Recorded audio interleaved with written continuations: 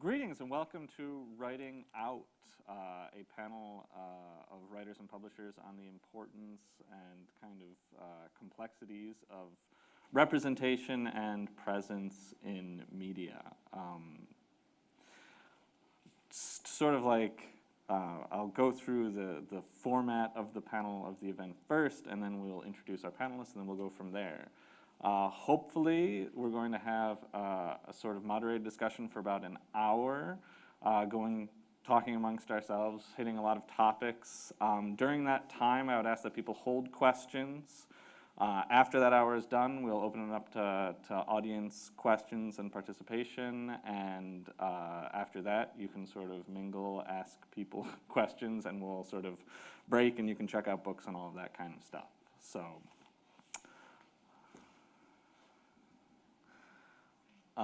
For introductions, I am Charles Payseur. I am the secretary now of the Chippewa Valley LGBTQ+ Community Center. We are a nonprofit organization in town. We do education, outreach, resources work for LGBTQ+ communities and allies. It is my great pleasure today to welcome three writers and people who've been engaged in publishing, most of them from the Twin Cities.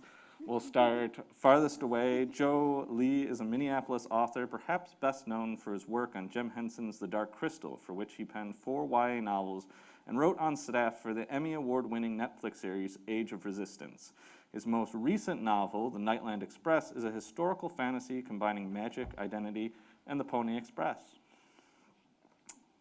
Moving down, Catherine Lundoff is an award-winning author, editor, and publisher. Her books include Silver Moon, Blood Moon, Out of This World, and Unfinished Business. And as an editor, Scourge of the Seas of Time and Space. Her short stories and essays have appeared in various venues, in such venues as Queer Weird Western Stories, Divergent Terror, Sherlock Holmes and the Occult Detectives, Fireside Magazine, Nightmare Magazine, the SFWA blog, and several World of Darkness anthologies and games. She is a publisher at Queen of Swords Press and teaches writing and publishing classes at the Loft Literary Center, the Rambo Academy, and Clarion West Online. And finally, Kat Weaver is a writer and illustrator whose short fiction has been published in Apex Magazine, Time Worn Literary Journal, Lackingtons, and elsewhere. Currently, she is one of the senior fiction editors at Strange Horizons, a Hugo-nominated speculative fiction magazine. Neon Hemlock Press recently published her debut novella, Uncommon Charm, co-written with her wife, Emily Berglund. The two of them live in St. Paul, Minnesota. So, thank you all for being here. This is a wonderful opportunity and sort of the first time we are doing something similar to this, so apologies if it is unpolished, but we are trying. And you're welcome. We're the guinea pigs, it's fine. Okay. I guess we'll start sort of with a question of how LGBTQ plus representation has mattered to you, like growing up as a reader first. Like, can you think of ways when you've been struck by representation, or when has representation been especially important to you, sort of as a reader? Do you want to just go down the line? Sure. Are you, okay, you're gonna start? Yeah, Okay. I can start. So I did not come out necessarily to myself until I was about 20. However, I mean, it was one of those things where it's just kind of like, as a teen, you're just like, like you sort of know, but it's not something you can quite admit to yourself yet.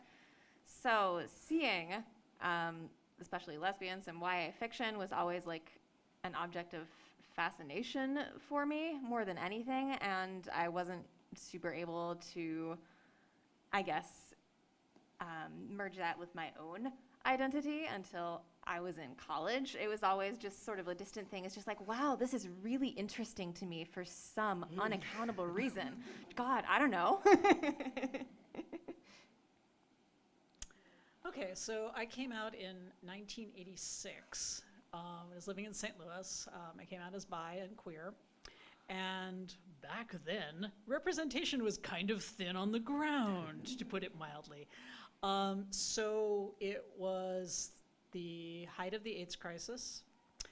There were, in St. Louis at least, there was one bisexual group in the entire city, and we met on sufferance at the women's bookstore where the lesbian collective would allow us to come in once a month and have our potlucks as long as we didn't talk to anyone. And that was actually considered pretty progressive for the time, just saying. So, you know, representation ranged from the non-existent to the extremely negative. Especially, you know, if you were out as bi, you were seen as a plague rat, essentially. I'm consolidating greatly, but that's a part of it. You know, there were difficulties in everything from being out at work to donating blood. A lot of the restrictions that they're now beginning to repeal for gay and bi men were like across the board. If you were bi, you were obviously sleeping with everything that moved, and therefore were considered to be a major risk. So you've got, you know, that whole time period where, you know, if you got too much in the way of queer rep, you could be pretty much guaranteed that that character would be dead by the end of whatever it was you were watching or reading, with rare exceptions. Now, there has been for a very long time, and especially out of the 70s, a really fairly robust small press scene for LGBTQ representation. So if you could find the small press books, hence the volunteering at the bookstore where they actually had these things, you got to see more than you were going to get to see in the mainstream. But mainstream rep was pretty, you know, not great to non-existent. Like last year I was watching like a rerun of the new Charmed, and they have this scene where like one of the women just goes down to the bar and just picks someone up, and I'm like, they can do that now? We would have spent like 4 weeks kind of wandering around. So I think, you know, there's definitely been a huge shift, and we're seeing backlash against that huge shift now, and that's something that I think is, you know, probably we'll need to be talking about as we go forward. So. Yeah, I mean, in trying to think about my answer to your question, I think actually for me the answer as a person coming out as queer in like college age was that like there wasn't any rep that I was like exposed to or aware of. I was disconnected from sort of like the queer community as well, and so actually a lot of the places where I was exploring both writing and queerness at the same time, and it was more in the writing and in like co-writing. It was in like fan fiction and people's original work that we were sharing through email back in the day. You know, it was through like RPGs and that kind of like collaborative community building writing. It was more about the writing and the like exploration there than it was about the reading, because we had to explore in the writing because there was so little to like consume in the reading during that time. That really resonates with me too.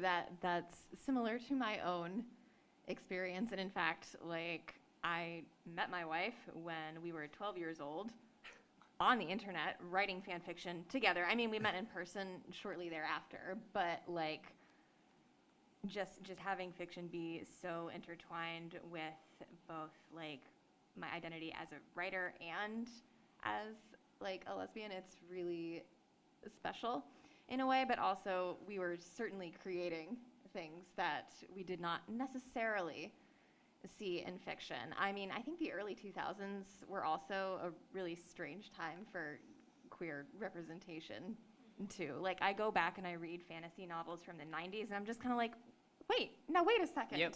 Yeah, I was thinking that rewatching Xena a little bit, and I was like, what? So as a kid I was watching it, I was like, oh, they're in love. And then I was like, wait, aren't they not in love? And then like as it went on, I was like, wait, are they? I was just really confused. And then as an adult, I was like, I think I imagined that as a kid. And I went back and rewatched it. I was like, I was not imagining that.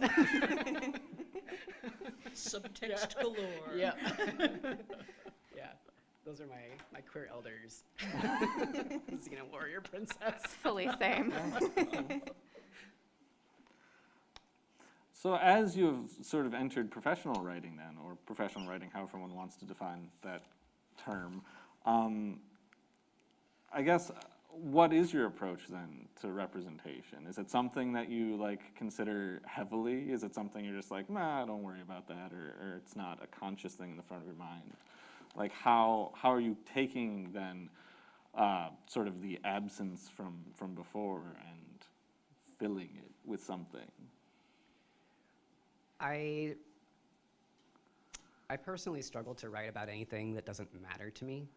And so when I'm developing characters, that, and also that paired with the idea of like when you're writing for one person. And I always am writing for like the younger me.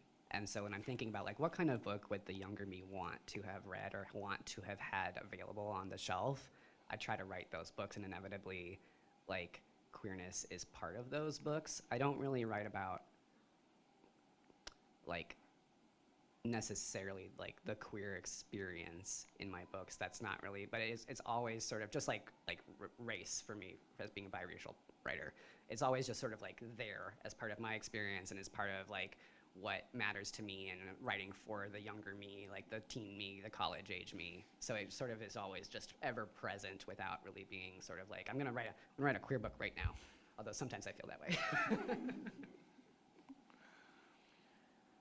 The temptation to say I can't even write straight really kind of crosses my mind. So among other things, along with my own writing, I also run a publishing company called Queen of Swords Press.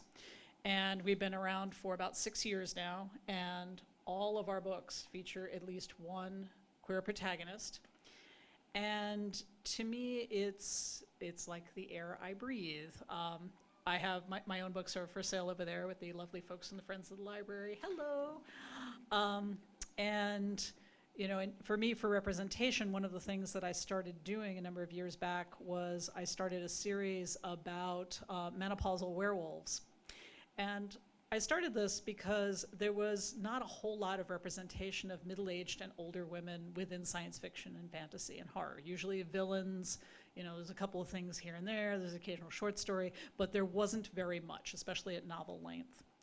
And so I started a series about coming out at midlife, about found family, about, you know, discovering who you are at midlife, and werewolves. And so we're working on book 3, so that's our current best-selling series. So that to me was something very important because I wanted to see something I wasn't seeing. And I think that that's a lot of the essence of writing, of editing, of working on queer work, is that you're looking for what you're not seeing.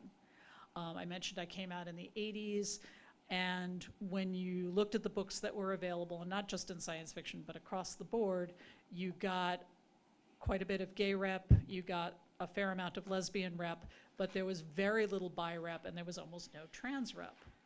And that was something that's been gradually changing over the years. And I think that as, you know, as creators within the community, we're looking for the opportunity to see some aspect of ourselves, some aspect of our lives out there, especially if we are, for whatever reason, isolated from other folks who are like us.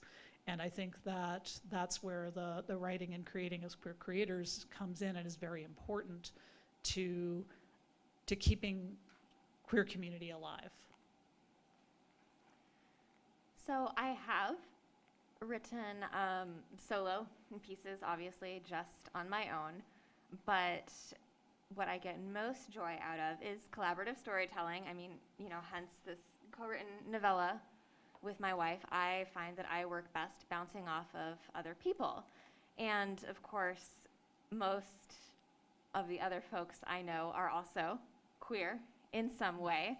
So as I tell stories together with other people, of course, all of our identities bounce off of each other. And it's about, you know, making myself happy and feeling seen, I suppose, not in a like top level sense, just saying like, okay, and I'm going to sort it through and say like, you know, have my cast of characters and I'm going to define each of them. It's more of a process of exploration about what makes me happy and then what makes like the other storytellers I'm working with happy, like making characters that are presents for them in a way. And if I'm making presents for other people, then like, you know, it's for a writing for a specific person, as JM said, but then also if it makes one person happy, then it's likely to make other folks happy. as well. So that's the writing side of it. On the publishing side of it, I feel a little bit differently. So as Charles mentioned, I'm one of the fiction editors at Strange Horizons magazine. So in part, myself and the other editors, representation is one of the things we consider when we are selecting stories to publish in the magazine. Like we publish stories from all different parts of the world, writers from various countries, writers who have various different Englishes, and then writers who have, various queer identities as well. And it's really heartening to see so much of our submissions that come to Strange Horizons be about queer folks, even if the story isn't about being queer, there'll be oh, maybe this couple is bi, or maybe this main character is trans, and that's not part of the story per se, but it influences some of the takes, some of the themes that the story is expressing, and it's really nice to see and to be able to publish other writers' work. Segueing off of that, it's something, so the panel is also about presence in publishing and writing, which for me is talking about behind the scenes stuff, is having not just stories about queerness, but stories from queer people and stories facilitated by queer people at different levels of the journey. How do you feel like the queer presence, not just as authors, but as editors, publishers, that sort of thing, affects what kind of stories can be told, affects maybe how writers write even? Do you think there's a certain level of trust that is established when you know that you're working with someone else who might share identities, or at least who might not fall inside the sort of dominant heteronormative, mold? So I can speak to that a little bit, just in that my publisher, Irwin Books, is actually it's a small indie press, and I believe, if not the majority of, if not all of the books feature queer characters, if not all protagonists. It's not necessarily a queer publisher, but it's definitely something that they are seeking out, and that is one of the reasons that this book that I wrote, The Nightland Express, I thought was a good home for this book. Primarily because this is a book about capitalism and colonialism, but it also features a gender fluid and a main character, and then the other character is bisexual. So it's sort of a situation where I was writing this book that has basically only two characters. It's very, very focused on these two characters. Both of them have queer identities, but it's not about that. And so when we were approaching, my agent and I were approaching other publishers, a lot of times there was this sort of feedback of well, is this a queer book? Is this a fantasy? Is this a historical? What is this? And at Irwin, it wasn't so much about how do we shelve this book? They're looking for specifically genre bending books, and they like queer rep. So the book found so I think that when we found Irwin for this book, it felt really good because it just felt like a really good fit. And especially after a long trail of people being we don't really understand how to shelve this book. So in that way, I feel there is comfort when I was going through the book with the editors, and even with the production team when we were trying to figure out some of the book design, for example. It made the process less sort of it made me feel less anxious anyway. Every conversation I didn't have to go into thinking okay, what's the framing for this conversation about the specific issue on this book or this passage or this comment. I never had to worry about that with any of the steps of the publishing process for this book. Well, my experience is more of a mixed bag. So I didn't start writing until the mid-90s, so I had never actually written fiction before then.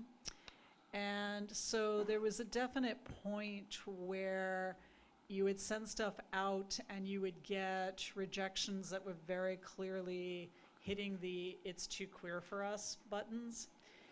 And that tended to be very cyclical. So especially when dealing with the big publishers in New York, for example, the agents that work with them and so forth, you're dealing with international conglomerates. You're not dealing with individuals necessarily, or at least you're dealing with one layer of individuals, but there's an entire pyramid over them.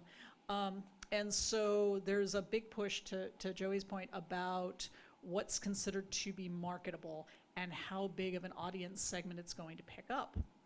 And that means that it tends to be very restrictive in terms of what kinds of voices get published, what kinds of books get out there, what kinds of books get a sufficient marketing push that you will have ever heard of them once they get out there. And there's layers and layers of this. So like in the early 2000s, there was a wave of queer writers that went through, and Tor Books published a bunch of folks, and everybody was like, we're set. This was in fact not true. And Tor started dropping a lot of those authors after that because they weren't considered to be a big enough market share.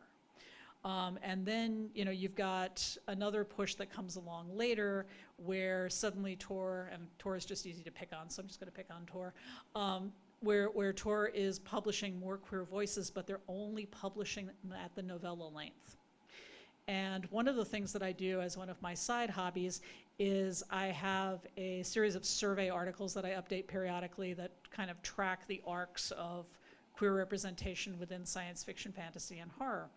And one of the things that happens is that short fiction, unless it's collected in a best of, even if it wins an award, even if it's Hugo Award winning or Nebula Award winning, in about 10 to 15 years, unless the author also has novels, it tends to disappear. It's hard to track down, it's hard to find, it's often not available anymore. So unless somebody is making a concerted effort to keep those voices and those things in print, they vanish. So the fact that you've got this whole range of stuff that's very focused on novellas and short fiction means that, there's this brilliant flash of representation and it looks amazing, but when you look at that a few years down the road, it's going to be like, well, who were those people? Where are those stories? Where can I find that? What do they do now? And it's a lot harder to kind of work through that. So in terms of whether or not, it necessarily establishes more of a relationship of trust with, your agent or publisher or, editor if they're queer, mixed bag. In the time that I've been out and been writing in the field, I have seen a queer agent defend an editor at a major house who demanded that some YA authors straighten out their characters. I saw that person go to bat for that all over the place online. They're not an agent anymore, so no worries if you're submitting. I have seen, queer publishers, undermine and screw over their authors. This does happen, it's still out there. All the same things that pertain to non-queer people pertain to us too. It's kind of grim, but there it is. So yes, it can, but I think it really also depends on the circumstances and who you're dealing with and what your expectations are.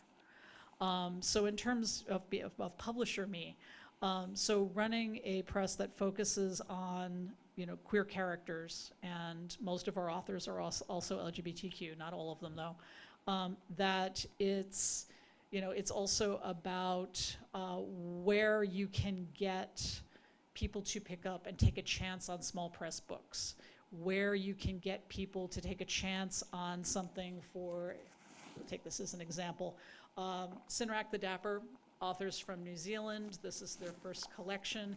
It is a collection of dapper lesbian capybara pirate stories. And I can absolutely guarantee you that it has its people. It won an award last year for best collection in New Zealand, the New Zealand UGOs, the Sir Julius Vogel Awards. And it's our best all ages book. Like I have friends whose kids use it to read themselves to sleep at night because they find it really comforting, because it's it's about ecology and respect and talking animals and a dapper lesbian capybara pirate, and who doesn't love that? But that's not a big press book. no big press is going to take a chance on that. Doesn't matter that, the author's, has a bunch of other sales. Doesn't matter that the author's got a big platform in New Zealand. Small country, a book that's considered to be a little too niche for us, and it's not going to matter if the editor at the big house that you're dealing with is queer identified. They're still not going to pick it up because they're not going to regard it as marketable. It's never going to be seen as something that's going to pick up enough of an audience to pay back the investment that the top of the corporate food chain wants to see. So, so I'd say it's a very complicated issue because there's so many layers of things, and it really depends on, what you're dealing with and where it's going to go next after that. And then, as sort of a corollary to Catherine, like I'm starting to see it just, a little bit both from the inside and the outside, but also my wife is a bookseller.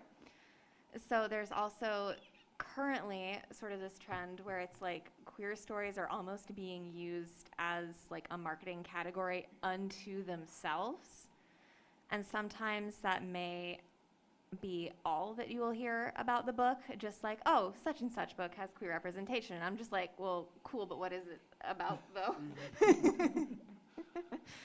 So there is that in a sense too. And I think it feels like even the big publishers are a little bit in on that one just at this specific moment, because that's an easy way to get attention, but it doesn't necessarily address some of the complexities too. And it's like everybody, I try to take an optimistic view. Like, people do generally want to be respectful of other people's identities. They want to do the good thing and the right thing. But also that can sometimes involve like setting out like rules for yourself, where it's just kind of like, okay, and here are the ways in which we are going to talk about this book. We have our marketing, little marketing talking points, and like the worry there is too, like if an editor isn't queer, like that might be all they see queer fiction as, is these like little marketing bullet points that they can seed in through the book and then point to and just be like, look, we're doing this right. See, this is for you, without getting into the actual like depth and dialogue necessarily that a queer editor or a queer publisher might provide. So Neon Hemlock is basically run by one person. So my editor Dave, we've become friends over the course of working on this book and various assorted things. And with small presses especially, like I found it pretty fun to just like work on something small that is going to be small and that will, like Catherine said, appeal to a very niche audience. But there is something a little bit freeing about that, where it's just kind of like, okay, I know I am not trying to sell this to every person on the planet and make a ton of money. This is one of the stories of mine and my wife's heart. So it was nice to just have the freedom there to like go back and forth with the editor, like make jokes, like be like, well, this is really important to me, or this aspect I don't necessarily want to explicate. I want to leave this thing as subtext, whereas, when perhaps submitting to a Big Five or something, they might be like, no, you have to explicitly say this so that we can use this and so that the maximum number of people will understand what you're putting down. Can I add on to that, actually? Yeah. I like an example Yeah, from my yeah. end, too. So, like, for example, in the Nightland Express, one of the characters is gender fluid, as I mentioned, and they're AFAB, gender fluid. By the end of the book, there's no, like, and now I'm this. Like, it's, and now I'm gender fluid. Mm-hmm. Sorry, this is a spoiler. But some of the early editorial feedback that we got back before we found a home for this book was, can you just make this character trans man? Like, because that's the narrative that people understand. Like, I think people are going to be confused by the ending that this character experiences, so can you just do that? And I was like, no. Yeah. That's not Yeah, the well, book, and- that it doesn't fit together with And as a corollary, so, some of our earliest readers for this novella, some beta readers, some people we really like and trust and enjoy, were also just kind of like, yeah, I didn't realize Simon, one of the main characters, like, I didn't realize he was gay. And I was just kind of like, it is literally on the page. I'm not sure how you didn't pick that up. Historians will say they were good friends. Yeah. I'm just kind of like, but no, I put it right there. But just because there is no moment of just like that explicitly being laid out, where it's just kind of like, if you know, you know. And I feel like it is pretty clear, but like.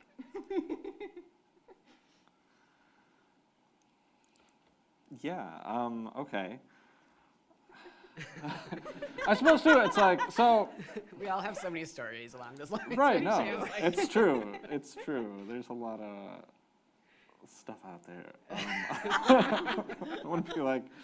Publishing's motto. Yeah. It sure is stuff. But, so sort of circling back around then to presence and trust and things like that, do you have a feeling that because of representation that you've seen, it will change what you would write or would sort of make what you think is possible to write different? So are there moments ever that you reach or you read something or you see something and you think, oh, maybe this isn't, because a lot of the times it feels kind of impossible to write certain stories. And that seems to be the thing where, for a lot of people, dealing with publishing, you have to worry about it being able to sell. And so that might silence a lot of stories before they're even really committed to page. You won't start them because what's the point? Like, is there a sense, or have you had experiences where, because of something you have seen, you've thought maybe more is possible, or that more can be done?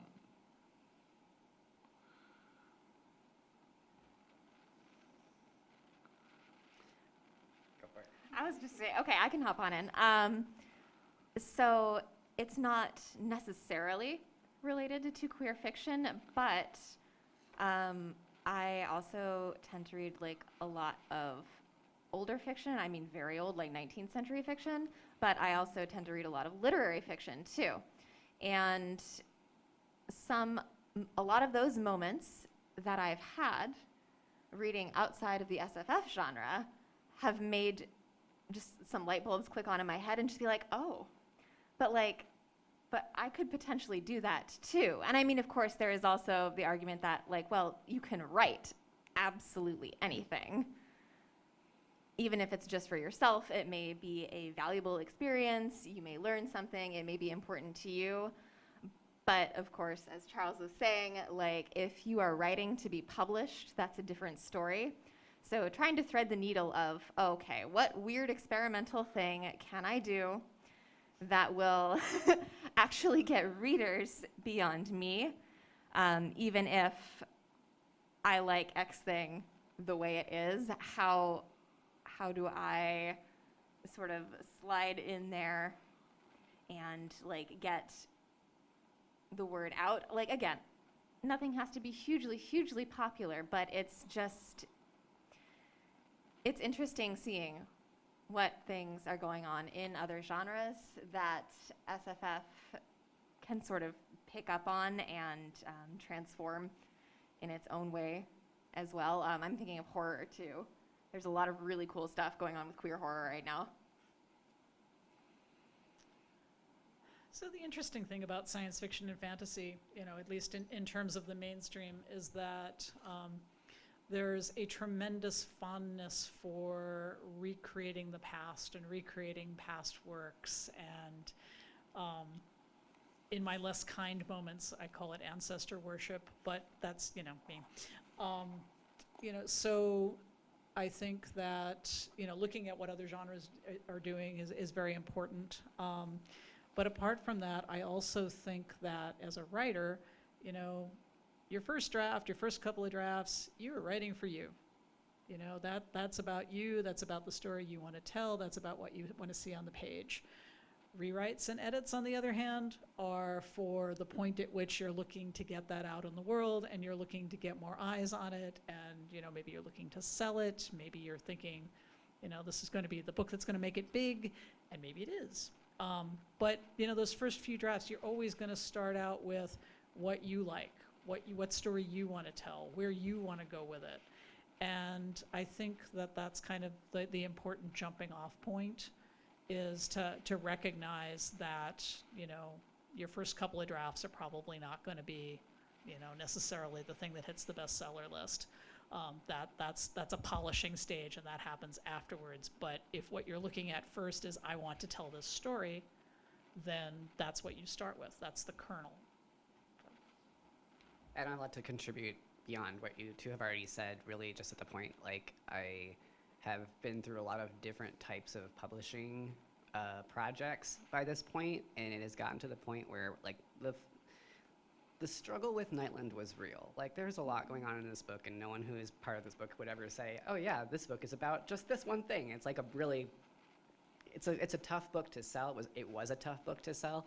And at this point, I'm still happy with it, and it's come back to, at the end of this long process of just like, if I'm gonna write a book and know that after I write a book, publishing the book is like a process that I'm gonna have to do on it, I really want to be able to stand by my book and really feel like you have to pour as much love into that manuscript as you can during the writing of it, so that as little pieces of it get taken and stripped away during publishing, you still love it by the time it gets onto the shelf. And so this is maybe a jaded approach, but also it's been kind of my experience, which is just I'm at the point where I'm gonna write whatever I want, and I'll figure out what other people want to change about that later on. But in order to get through my draft, and in order to get a book out of it that I love, I'm just at a point where I'm just gonna write whatever I want, just gonna do what I want, and we'll figure out the rest of it later.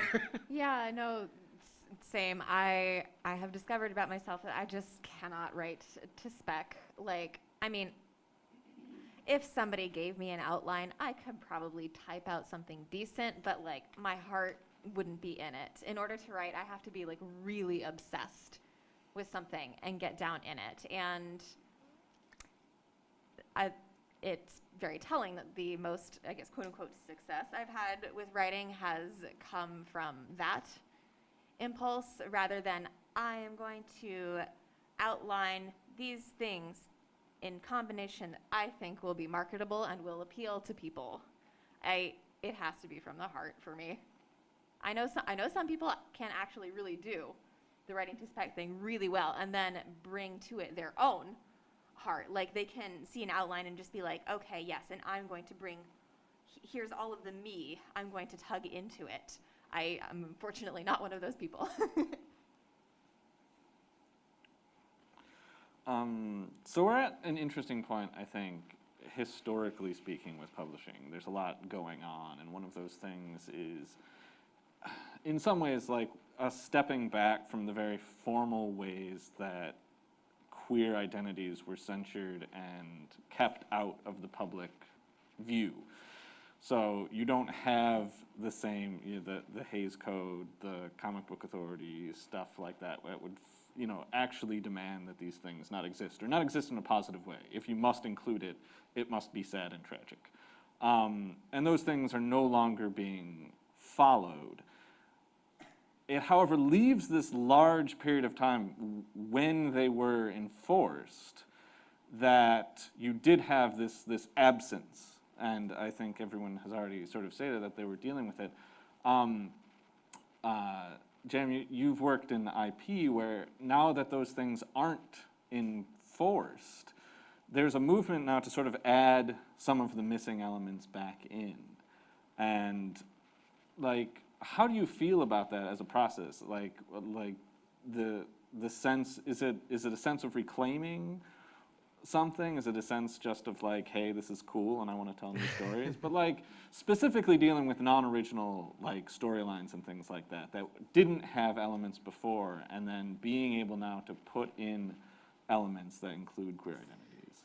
Yeah, so maybe as like a framing of this, in 2013, I was signed on with the Jim Henson Company to work on the Dark Crystal property, which started out with 4 YA books, and then also in the middle of the second book, getting like during past pages, we had the show was greenlit for the Netflix miniseries, The Dark Crystal: Age of Resistance, for which I also flew out to LA and wrote on staff for that show. And during that process was very interesting because, like Kat was saying, like, so I did write the outlines for those books, but I also then had to write the book. And at every stage, we would get on a call with Henson and with Penguin and discuss what changes were going to be made or discuss what revisions anybody had. Like, there were like 8 people whose opinions would come in on these like 2-hour-long calls where we would discuss the manuscript, and then I would take all the notes and go back and revise. So the process was extremely collaborative, and during the writing of the book, though, I had to find these things that I really cared about and really felt like, in order to write a good book, I had to like care about what I was writing about. And eventually that one of those things surfaced in that I wanted to introduce like the Dark Crystal's first queer characters. Like that was something that like was important to me. I thought it would be cool. It was something that the Henson Company was interested in. Like they were really interested in bringing new life into this, at that time, like 30-year-old property. And so one of the things that I did was I introduced one of the, she's like the side character in the beginning, becomes one of the main characters. She's a main character in the show, Tavra. I don't know how many people are familiar with the show, but she's a princess. She's like a high-ranking official. She's a character that does a lot of stuff, and I wanted her to have this girlfriend. And I remember writing it. So I wrote the first 2 books with this in mind, but there were no like chapters that were specifically about that. So I was kind of like weaving it in there and getting ready to do it. And then the show happened, and I remember being in the writer's room, and we were all talking about these 2 characters, and are they gonna have a scene together, and like what's going on with this? And they're like, Joe, like can you tell us again what the backstory of these characters were? And I was in there with like Lisa Henson and like the entire production staff, or the producer staff and the writers, and I was like, oh yeah, that's her girlfriend. And that was the first time I had told anybody. And I was like, I hope that they're cool with this, because I just, I've already set this all up, and we're like in the middle of writing a TV show, so I hope this is fine. And they were like, okay, and they just like wrote it down, and we just like went on with the show. And it was just sort of like, I was like internally just like, okay, yeah, it's just her girlfriend, it's fine, don't worry about it. And I was like ready for them to be like, what? But they weren't. And so for me, that was like a really, again, like a comforting and exciting experience to be able to say like, I want to write these characters, I want to write about this relationship that I want to care about this relationship, but I have to like get them to kind of, like, do I have to get them to sign off on adding a lesbian relationship or a sapphic relationship? I'm not really sure. And then like I kind of like came out in the writer's room like at that moment, and so anyway, it ended up being fine. And the sort of then also what happened was both of the characters have speaking lines in the show, and one of them characters does way more than the other one. But I was just there's always those questions then where you're like in a collaborative writing space in television, where I wrote like my episode and I was on the story for the rest of the show, but then other people are writing these characters and this relationship, and I'm writing these books over here. And so it became a very like complex project to coordinate. And sometimes I would get like, because then I was also, I think I might have been the only queer person out, at least in the writer's staff. So I was getting like, you know, emails every once in a while, like, how do you feel about this? How do you feel about this interaction or this interaction? So I don't know if that like wholly answers your question, but it was definitely like, I had a lot of trepidation in sort of like announcing this, but I just had to at that point. And actually the reception was so like uneventfully fine, that was and I was glad to have that experience in television, because I don't think that that's always the experience in television by far.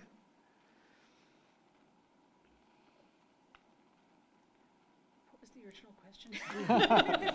How do you feel about sort of like the movement to put, I guess, queer representation Direct into queer? existing, into things that haven't been previously? You know, it happens, you know, to a lot of like comic books. I can think of a number of characters who sort of get retconned. Oh, they've always been queer, but they weren't allowed to actually be portrayed as queer for 40 years that they've existed, but now they are.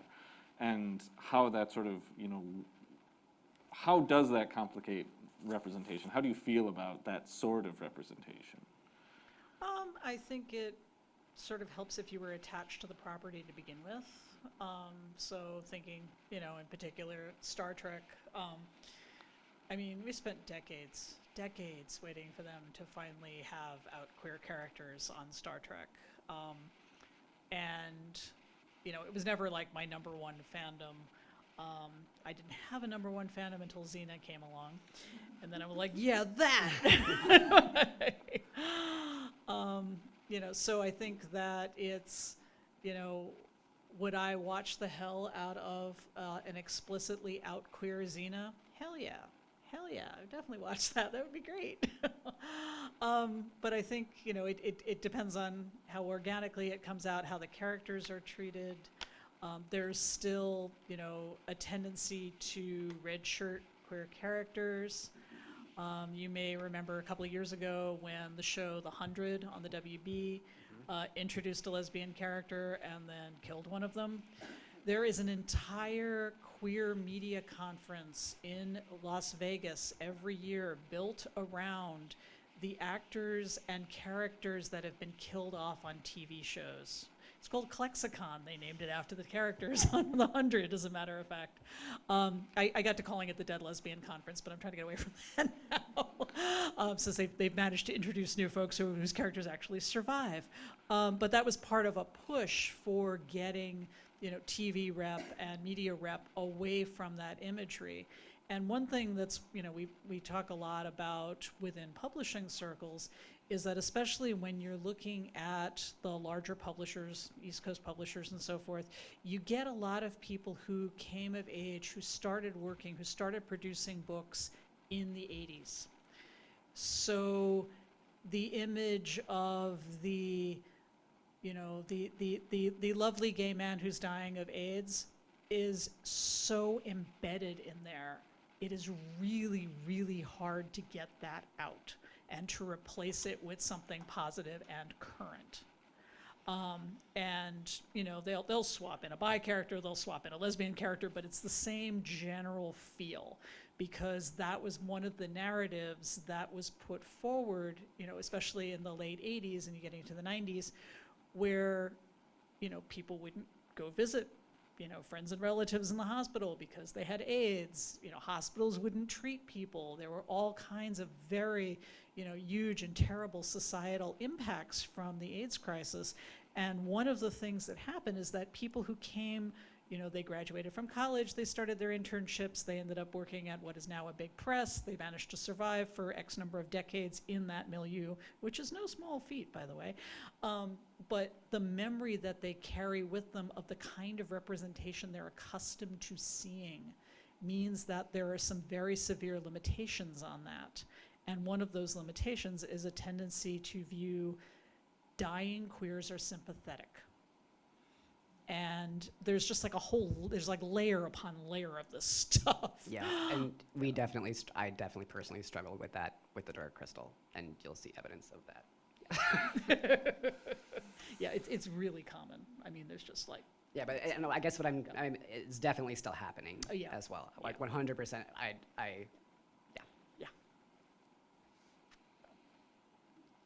So I don't have anything to add from an inside baseball perspective on this. I have done no IP work. I can just speak to my own personal experience and how I view when, huge media properties introduce queer characters. I think it's a good thing, and I like it, and I think it's an important thing, but it is not necessarily important to me personally. Like, it does not hit me in the heart the same way that reading something by a queer person that is their own thing, their own world that they have made up.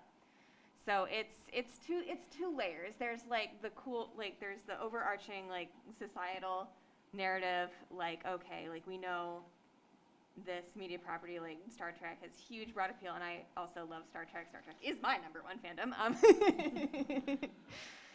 But even so, it doesn't hit me in the same way, I think. It's good and important and necessary, but I think too it is separate for me personally, in a sense, than reading stuff by queer folks that's new. I mean, that makes sense. And I think in some ways there might be a frustration that especially in those corporate structures when you're dealing with things, that change and representation too is sort of incremental.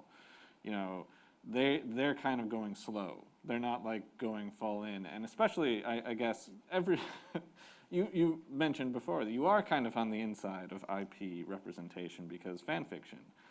And especially when you compare it to fan fiction and compare it to how like queer people outside of the corporate structure will go hard in on some of these things, and then seeing the realities of them be slower, you know, not as much, can sort of probably color that a little bit. But we're getting close to the end. I did want to like ask, you know, what's the representation, I guess, is there stuff that's getting you excited now, that you love to see, that you hadn't seen before, that gives you sort of hope for things to come, I suppose? I mean, honestly, Big this sounds like sort of like adjacent self-promotion, but like small presses like Erwin and like Queen of Swords, like that makes me excited. Like that makes me think like, all right, I know at least 2 places where I can go to like find something good to read. So like I do think that kind of with the way that publishing is evolving, it is like weirdly leaving room and demand for smaller presses that have like more focused and more, I want to say like maybe less bandwidth, but also like a more invested approach and interest in different types of books that would be maybe considered like niche, for example. And so that I wouldn't necessarily say I'm like excited. I'm not that optimistic, but I am hopeful. Okay. Maybe I'll say hopeful. I think we're also in a really interesting and cool time. I mentioned it earlier, but I think there is some fantastic stuff being done specifically in queer horror right now. There have been some awesome books published within the past couple of years about queer and trans horror, and I'm thinking of folks like Cipher Press, which published Tell Me I'm Worthless, which is about like both Brexit and what's happening in the UK with trans rights, and just seeing that dark side explored by people who are in it and who can write horror that is not like geared toward just killing off somebody who might be perceived as sympathetic when they're dead, but like the sort of, again, with the horror, like the call is coming from inside the house. That's what's making me really excited. So I think for me, it's the multiplicity of voices and perspectives and the different kinds of stories. I got into science fiction and fantasy fandom in the early 80s, so before I came out, and it was so white, so very white. Very few international voices unless you were talking England. There were, not very many outwriters because it wasn't safe, among other things, and it was, often a career killer. I am one of Samuel Delaney's former students, and Samuel Delaney was for many years the out gay man of color in the field. And I mean the. There was one. He spent years mentoring students. Octavia Butler was one of his students. A lot of the next generation that followed of out queer writers, were mentored through or had connections to him, to Joanna Russ, to the very, very small nucleus of out queer writers who were around at the time. But it took a long time for writers of color, writers from not primarily English-speaking countries to be able to break into the level of representation that is present now. So I really, really, urge you to check out the small presses as well as some of the big press options, because there's some amazing work being done right now. Somewhere out there, there's going to be stories that you love. You may have to try a couple of different things to find them, but they're definitely there. And it's because there's just, there's this whole rainbow of voices, and it's an incredible time. I'd said earlier that for a long time, you really couldn't find, for example, trans rep in books, whether it was in genre or anything outside of erotica, really. And it took a long time, but that's changing so much now, and there's so much out there between, Joey's book and a lot of the other things. Neon Hemlock is doing some great work. There's all kinds of, really terrific things out there. So go explore, go read, lots of reading. Well, and also the internet and social media. Like now it's the way that you can find lists of books is you can go on Tumblr and find like one person, like I love their book taste, and they're gonna have some list on their blog somewhere where they have like 30 books that they really, really loved. That wasn't even a thing when I was trying to find books, so. I was at the high school library. Yep. And the librarian is like, I don't know. Yeah. Yeah, trying to judge books literally by their cover back Yeah, then, where it yeah. was like, what?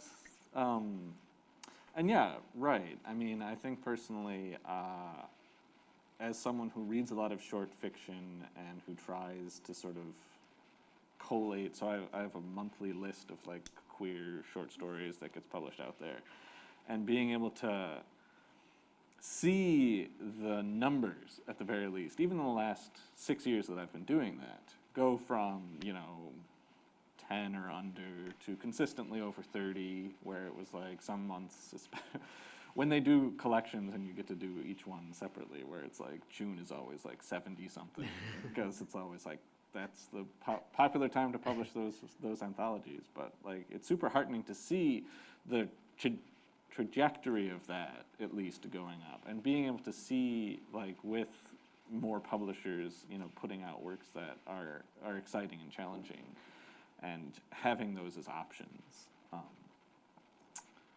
We are at about an hour. Is there anything that any of the panelists wanted to get through before we open things up to questions? I'm good. Okay, then I will, at this point, open it up to audience questions. If you have any questions, if you have one for all of us or someone in particular, please clarify. Ask us anything. Yes. I don't know about you, but I have a very distinct memory of the first book I saw, read, consumed that had explicitly queer character. It wasn't just like that.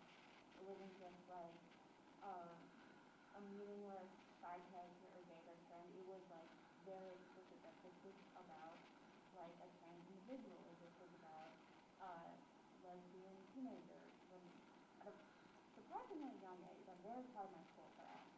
But do you remember the first book, whether it's a short story, a comic book, a novel, whatever, that explicitly had a queer character, and it wasn't just they died at the end or subtext, or it was like that half of a scene, like it had a queer character and it was about that character or their experience? It was Sailor Moon. Just was. They're not cousins. It was Sailor Moon, but but also, I mean, in terms of books, however, this wasn't necessarily the first one that I remember, but it was the one that felt most important to me. I don't know if either of you remember this series. It was by Libba Bray. It was called The Great and Terrible Beauty. I mean, fine overall as a series, but like for the first couple of books, I had been getting some vibes off of the first couple of characters. It was like sort of a toxic best friendship situation, and then in the third book, like they actually kiss, and I was just kind of like, well, okay, that tracks. I actually do feel seen here. Like in a good and positive way, because, well, the fact that it was like complex and messy, and it wasn't necessarily great, and one of the characters was undead, like it wasn't perfect representation, but perfect representation, quote unquote, but I still find it really important for myself. I think for me it was probably something outside of genre. In fact, I'm certain it was outside of genre. So outside of science fiction and fantasy. But in terms of things that I can recall, discovering from that time in my life, there's a comic called Camelot 3000. And it's the Knights of the Round Table and King Arthur, but it's set in Earth's far future. There's an alien invasion that Modred and Morgana are part of spearheading. And all of the Knights of the Round Table and King Arthur are reincarnated as different figures to set in this milieu. And Tristan and Isolde are a lesbian couple. And Tristan can't accept that she is now a woman and in love with it, still in love with Isolde, but in love with Isolde as a woman. And it's, I believe that the writers and artists on it were straight, but it's this really nice character arc about coming to accept themselves as this new kind of knight with a new kind of beloved. And it's really nicely handled. And for the time period, this would have been like late 80s. It's just wildly sympathetic. So that's probably the one that kind of springs to mind if I think about it. I still have the comic, and every now and then I look at it, I'm like, is it time to let go of that? I'm like, no, because of that one scene where they're on the bed of roses, and it's the most gorgeous thing ever. So. How about you, Charles? Oh gosh. Not to put you on the spot. I was like really. It's weird. Like I can't remember really ever coming across things when I was younger that like struck me as like that. It was probably not until I was like. I was probably out of college, and it was getting into things like I really liked. N.K. Jemison's The Killing Moon was probably one of the first ones where I was like, And then I think the one that like wrecked me and really like forced a lot was Richard Bow's Minions of the Moon, which is a really messy novel, but is incredibly powerful. And that's probably the one that sticks out as like a lot clicking for me personally, of like things that suddenly made sense. And that's the one that I remember. I know there's some other ones where I read it when I was younger and like the rep went completely over my head. I didn't even notice it at all. And then I went back later because I liked I really liked it, and all of a sudden I'm like, whoa. This is actual textually queer. I didn't know that when, like, I wasn't aware of it, and then you go back, because I was thinking about, like, Guy Gabriel Kay's Tigana, which was huge when I was young, like, really important to me as a reader and writer, and then not having seen a lot of the elements of certain characters in there, because it was like, they're just good friends. They're just good friends. But they are not. So, other questions?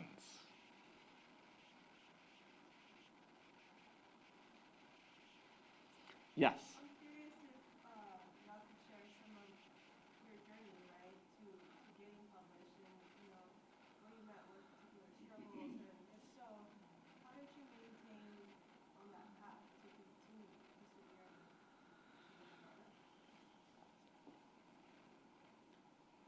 I can go first. I don't really have too much to say here. So I've been writing for ages and ages. A lot of it collaborative storytelling, a lot of it fan fiction. So I published my first short story when I was like in college, basically, or just like right out of college. I didn't write anything for 10 years, and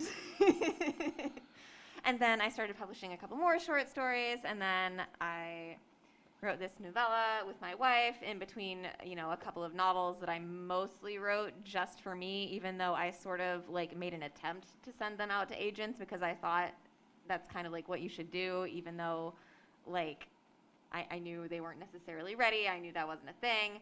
So it's been,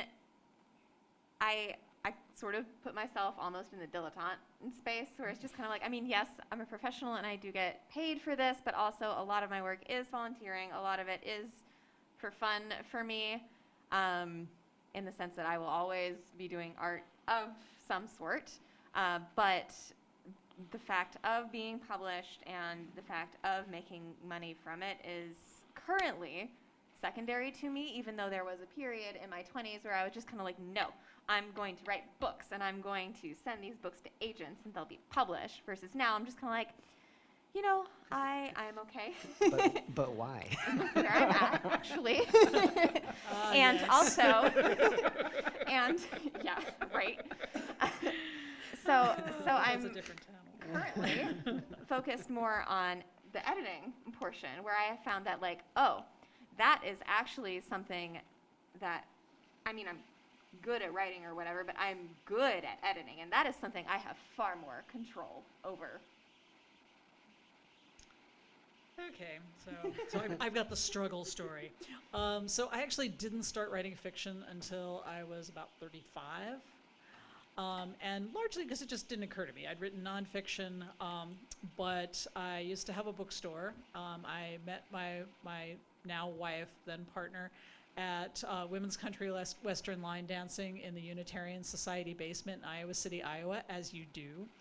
And at the time, I was running a small queer feminist bookstore in Iowa City, as you do, because what else are you going to do when you're kicking around Iowa City?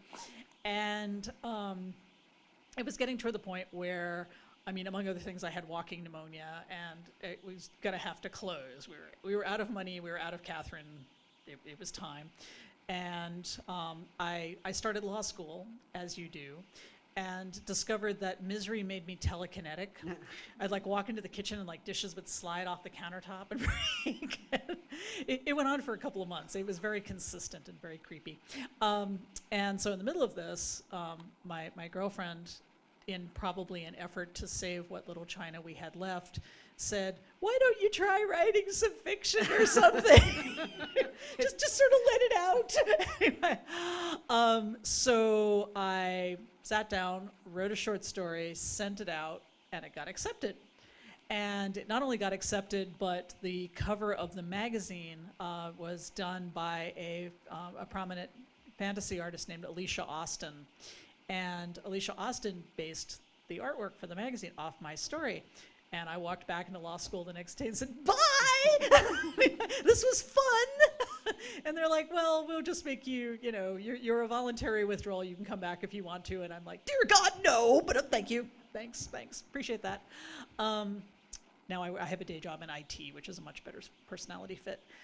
So after that, I started writing, a lot of short fiction. There was a thriving literary erotica scene in the early 90s into the early 2000s. And I tapped into that, had a bunch of stuff published, started getting more things published within science fiction and fantasy, but it took me quite a while to write a novel. And one of the reasons that I didn't prioritize that was that a lot of my short fiction was being submitted, it was being commissioned. So editors were specifically asking me to write stories within given guidelines and so forth for anthologies. So I spent about 10 years doing that. And eventually it was like, okay, it's time, I need to write a novel. So I sat down and I wrote the first version of Silver Moon. And that's my first werewolf novel, and that came out.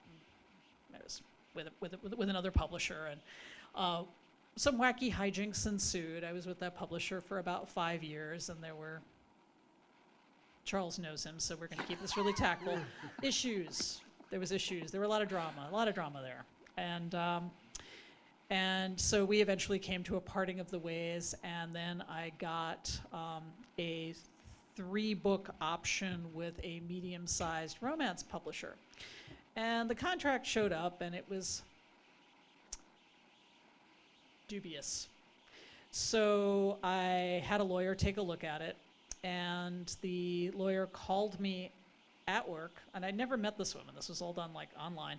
So the lawyer called me at work and left a message that said, "No, honey, no, don't sign this."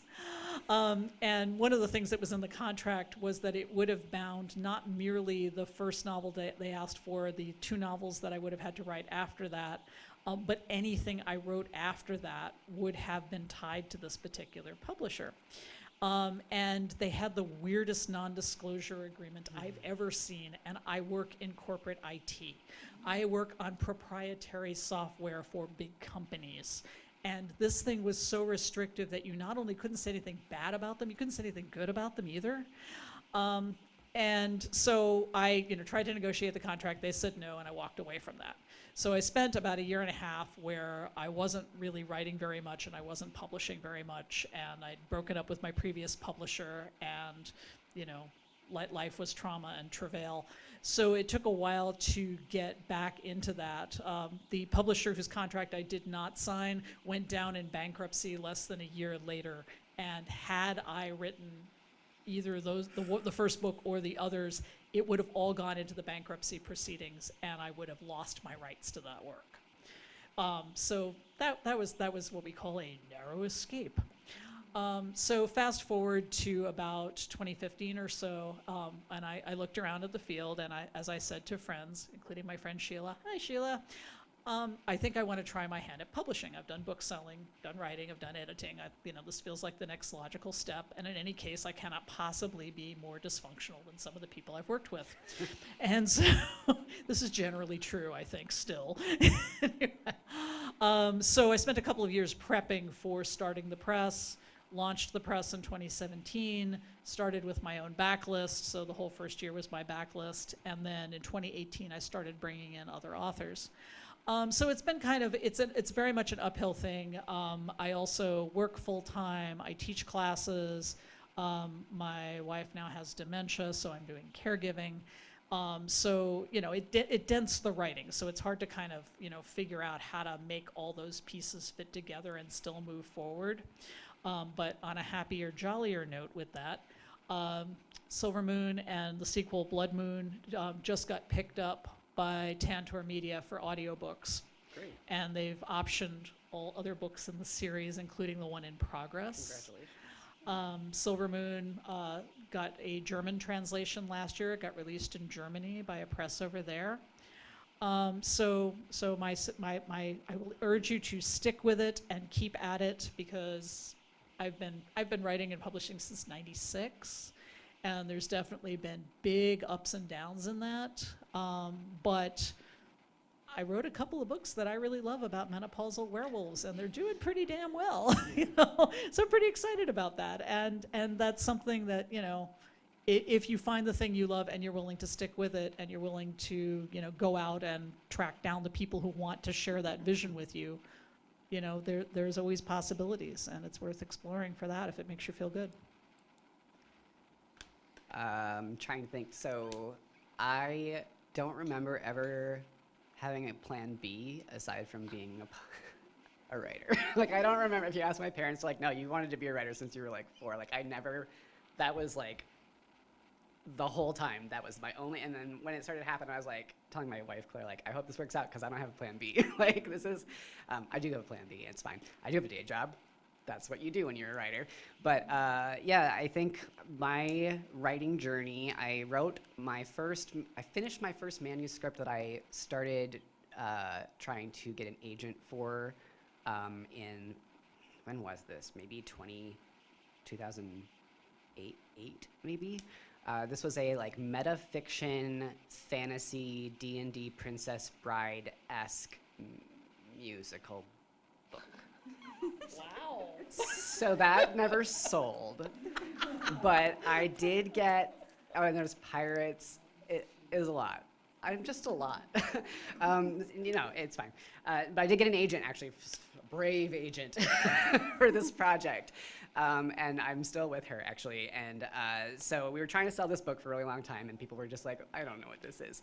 And so then in 2013 is when my agent actually, Jim Henson had the call for submissions for the Dark Crystal thing. My agent was like, do you know what the Dark Crystal is? And I was like, yes, I do. I'll write that. And so I wrote that and won this contest to do the Dark Crystal thing, and which took everybody by surprise. My wife had never seen The Dark Crystal before, so she was like, I guess I gotta watch this movie now, because this is about to be our life for the next however many years.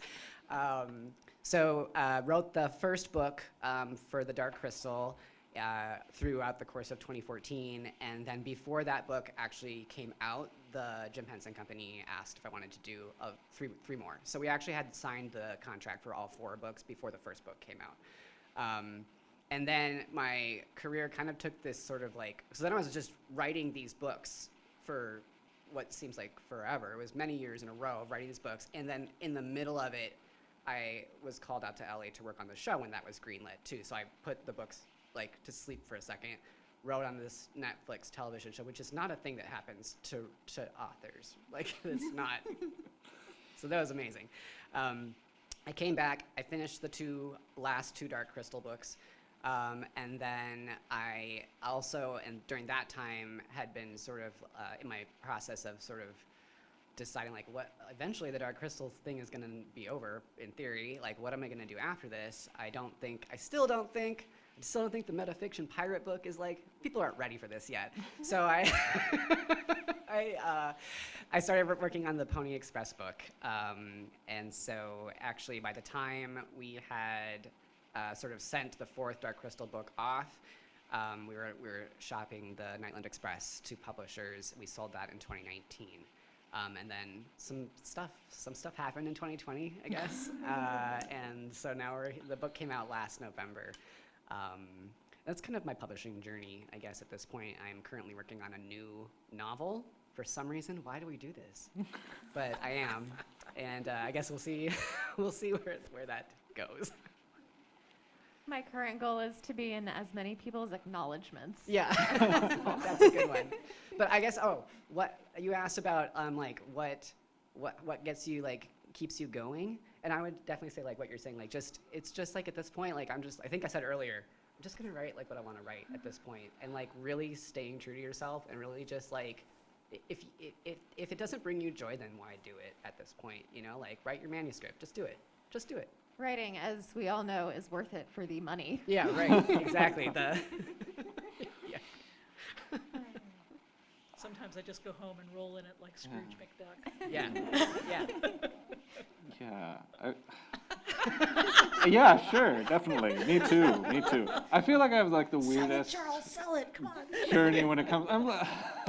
So sometimes I feel like I'm like the poster child for just like stay doing your thing, and eventually maybe you'll get opportunities to do more.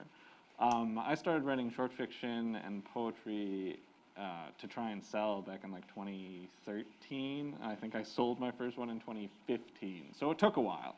There was an awful lot of rejection between like starting and then starting to do more, and there was a lot more rejection after the first one. So on that side of things, it was always like, I think I described it like selling short fiction and stuff is like hitting your head against a wall. Either the wall will come down at some point, or you will stop. And you want to be, that's like, because it's hard and it's painful a lot of the time, so let's like deal with rejections like a lot. And when you're writing short fiction, and when you're sending things out to agents, there is a lot of rejection involved in that. And it's hard to sort of take that. And in the meantime, while I was doing that, I would do short fiction reviews as sort of like my escape from having to worry about selling anything. Only then that became its own like side hustle, because everything these days is a side hustle. So like short fiction reviewing was something that I did mostly for myself. Only then I started getting more recognition for that, and so I launched a Patreon for it and kept going with that. And like with the list of just queer stories where I would go around and try to find as many as possible, eventually led to the Dave of Neon Hemlock sort of approaching me to ask if I wanted to be the series editor for a best of queer speculative fiction series, which is We're Here, which is on its year 1 and 2. The first 2 are out for 2020 and 2021, and they're amazing. But so it was just something where it was like I kept, if you keep at it, a lot of the times you will kind of, opportunities might open up. And the way that I publish and submit less short fiction and poetry now because I've gotten more interested in doing the editing work and things like that. And it sort of comes and goes with like what doors open, what doors seem to be closed. And sometimes the way to stay motivated to do it is just like, do what's working. Whatever is working, just keep doing that. And if it doesn't seem to be working, something else might later on, or, you know, the winds of fortune might change, and who knows. So I'm very excited because of what I see when I read. Like, finding works that really resonate with me does get me excited and does get me to sort of like see what is possible, and makes me a little less depressed about like, well, no one's going to want this if I write it. No one's going to publish this. Even if it gets rejected 100 times, even if it gets rejected by the places where I'm like, I wrote this with this venue in mind, it's like, it's still very heartening to stay connected and sort of be invested in other people's success too. So even when you're not the one who's out there getting published, other stuff is getting published that makes you happy. That's like, my God, that was an amazing story. And so that's sort of how I keep at it, is keep banging my head against the wall, is that there is amazing work being put out, and it's inspiring to sort of be able to be doing it at the same time. That is a lovely way of putting it. We're all banging our head against the wall together. Yeah. I said it first at like a WisCon for like baby writers, and it's been like my go-to analogy for writing because it hasn't changed. I thought you were just going to stop after it's like banging your head against the It's wall. And I just was like, banging your head against the wall. Some of us are the wall, and I apologize. No, but that's the thing. Like with Strange Horizons, especially, is one of my favorite publications. Being able to like sit there and read what comes out, even if it's not my work, is like so great, because you know, the work that's being put out is stuff that a lot of the times you're like, oh, I never would have expected to find this. I didn't know, and sometimes that I needed this work, and that, you know, it's the fuel that keeps things going forward. So, but other questions? Anyone else?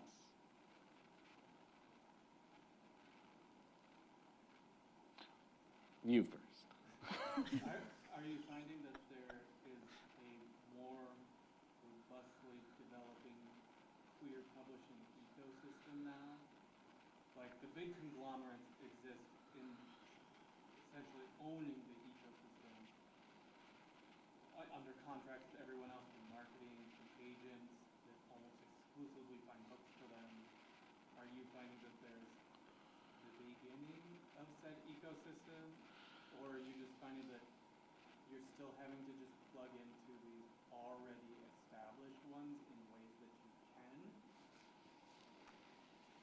So, from my perspective, I think what JM and Catherine were saying about like the small press and short fiction ecosystem, I think that's really most of where the queer publishing system is at currently, at least from my perspective. It's complicated. A lot of it is cyclical.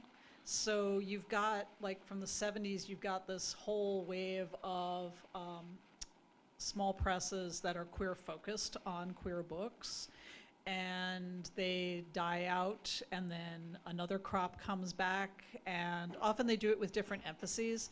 So like if you look at the point at which the internet takes off and fan fiction takes off, you've got, for example, a whole bunch of small and medium-sized presses that specialize in romance and erotica. And that comes out of the fan fiction communities online. And that really takes off for a while. I think at this point we're down to like maybe 2 specialty places that are still around. So now the emphasis is more on queer horror, queer science fiction and fantasy as having, you know, a definite moment. There's like a whole parallel universe that's just sapphic fiction. And a lot of that comes out of the Xena, Gabrielle fan fiction communities online. A lot of those folks went on to set up publishing companies, and there's like a whole bunch of them out there. They don't do a lot of science fiction and fantasy or horror. That's, you know, one of the things. They're primarily romance focused. So if you're talking about romance, then romance, queer romance is always robust in some form. It depends on the genre, it depends on who's writing it, but there's always some sort of universe out there in which there's a bunch of queer romance of some flavor. It might not be your flavor, but it's there. But then you get, a couple of years, something happens, something changes. In this case, a lot of the distribution models changed. When Borders went down, Borders took a whole bunch of small and medium-sized presses with it because they didn't pay their bills. Within the publishing industry, you've got a system where bookstores and distributors can return books in any condition most of the time in terms of the term, depending on the contract, which means that, you are tooling along, running your small press, putting out your books, and all of a sudden you get a couple of $1,000s worth of returns because Borders couldn't sell your books. Now, the profit margins are thin enough that that's going to put most presses out of business, and it did. A whole bunch of things that went down that way. When every time Amazon changes its terms and you get a smaller cut of the book price, that's going to have an impact. So there's a lot of stuff, that's part of that. One of the things that, queer communities, essentially lost is the means of distributing queer books. And what I mean by that is there are many fewer queer-focused bookstores than there used to be. There used to be, at its height, about 275 bookstores that identified themselves as feminist and or queer in the US, and then another 100 or so on top of that that identified as gay or specifically queer bookstores. Most of them are gone. There are indie bookstores. Indie bookstores are great. Indie bookstores currently often do not emphasize a lot of small press work. It really varies from indie to indie, but it's normal for there to not be a lot of small press representation there. And since we're talking a lot about how a lot of the small presses are where the queer stuff is, a lot of queer presses sell directly, but that means that sooner or later you got to go play with Amazon. And it would be so cool if that were, if the alternatives were more robust. So please consider buying your books from somewhere other than Amazon, because part of what that does is it keeps the ecosystem healthier. Anytime we are all dependent on one thing, there's going to be trouble. It's just one of those, something to kind of bear in mind when you're looking at book shopping. So it's a complicated question. It really depends on what you're looking for, what you're looking to write, what you're looking to publish, what you're looking to read. Generally speaking, I would say that there is something out there for just about everyone. That's, you may have to go hunt for it is the thing. It depends on whether or not it's having its moment. And right now, queer horror is probably having its moment. On the other hand, I can tell you right now that my press has been around for 6 years, and I can no longer count how many other presses started at the same time that I did or shortly thereafter that are no longer around. I mean, the numbers are astronomical. It's very, very high. So it's a hard business to be in. It's a hard business to stay afloat in. Some of you may be familiar with the HarperCollins strike that was just settled. Part of that is that the publishing conglomerates in New York are expecting people to work on salaries that were too small 20 years ago. And, you can't afford to do that and live in New York. It's just not a possibility, So there's a lot of moving parts and pieces to all of this. But, really the answer is a healthier and more diverse ecosystem. Try to support small presses, try to support alternative venues. I know Amazon's easy, but hell, Walmart carries queer books. At least it's an alternative, I'm just saying. And independent bookstores can order books from the publishers as long as they have an ISBN. They can, but I will tell you as somebody who gets to look at the numbers that we make pennies on print orders. It's nice, it's ego boo, it's good to have it out there. But generally speaking for print books, we are better off selling them ourselves or working out an arrangement. So like we have an arrangement with Dreamhaven Books in Minneapolis, and I pop down, Greg slaps a check on the counter, he takes our books, and we're all good. And that's helpful, but we have to build those relationships bookstore by bookstore to do that, and that's hard. It takes a lot of time. I just had one thing to maybe add from a different perspective, because I actually publish in YA, which is a little bit different as far as like marketing and like the way that publishers operate. Not in that the publisher itself operates differently, but sort of in how they're selecting for what they are publishing.